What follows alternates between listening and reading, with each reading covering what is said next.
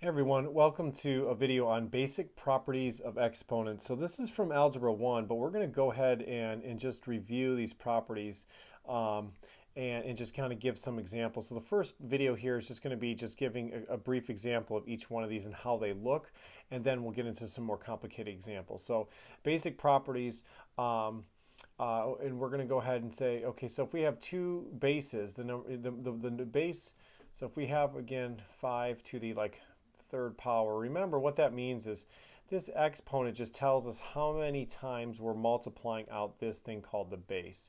So this would be 3 times 5 times 5 times 5. Okay, remember that. Okay, so let's go ahead and look at some of these rules. Let's look at two numbers with the same base and you're being multiplied. So let's say we have 2 cubed times 2 squared. What this property tells us you can do is actually just use the same base 2 and just add the powers together, and it should be 5, 2 to the 5th.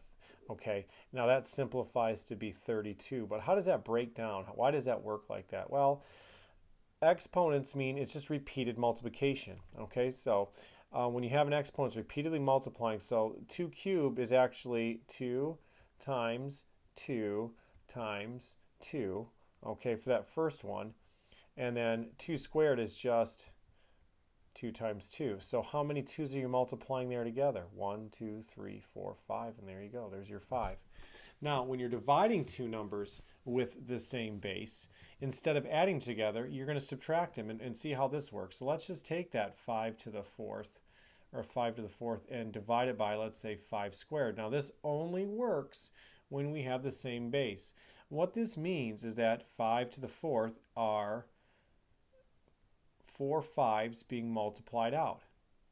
The denominator now is just 2 5's being multiplied out. And what happens is, using our rules of algebra, because there's multiplication between each of these, we can simplify these out. So this 5 and this 5 can cancel, and you can cancel with the first two, doesn't matter. Okay, so that just becomes 5 squared. So that is the same thing. So 5 squared, which is, we know, hopefully you know, is 25. That's the same thing as just taking 5 to the 4 minus 2 power. Okay?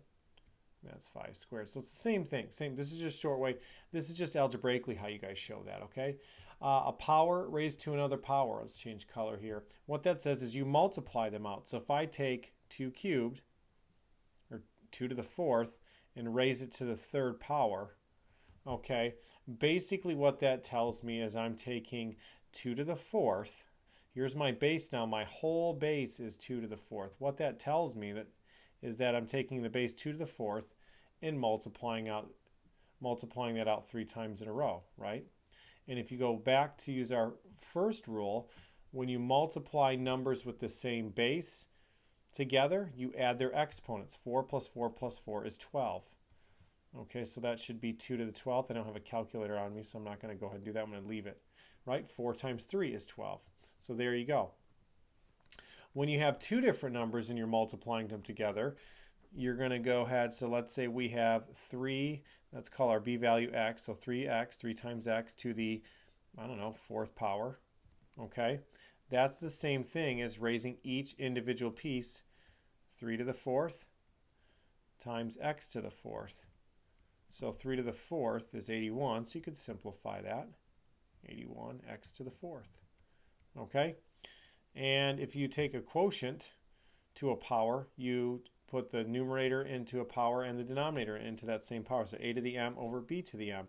So the idea here is if I have 2 over x cubed, okay, what I'm saying is that I'm going to repeatedly multiply 2 over x 3 times out. 2 over x times 2 over x times 2 over x. So algebraically, I could just go 2 times 2 times 2, that's 2 cubed, which is 8, over x times x times x, which is just x cubed, right? So this can be written same thing as 2 cubed over x cubed. And there's your a to the m over b to the m. Okay, last part, when you have a negative exponent, let's say you have 2 to the negative 3, okay, you can rewrite that as 1 over 2 cubed. So you get rid of the negative exponent. 2 cubed is 8, so it would be technically 1/8. Okay, so that's our first video using these properties. What we're going to do in the next video is do some more complicated examples. So if you have any questions or comments, you can go type them below, and we'll see you next time.